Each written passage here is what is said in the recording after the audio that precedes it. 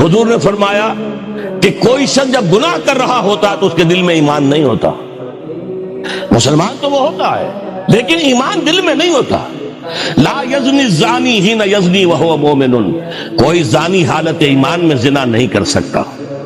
ولا یسرق السارق حین یسرق وہو مومن، کوئی چور حالت ایمان میں چوری نہیں کر سکتا.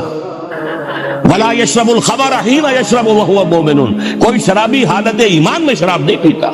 ایمان بھی ہو اور پھر بھی گناہ ہو جائے، پھر ایمان کی کیا قدر و قیمت ہے؟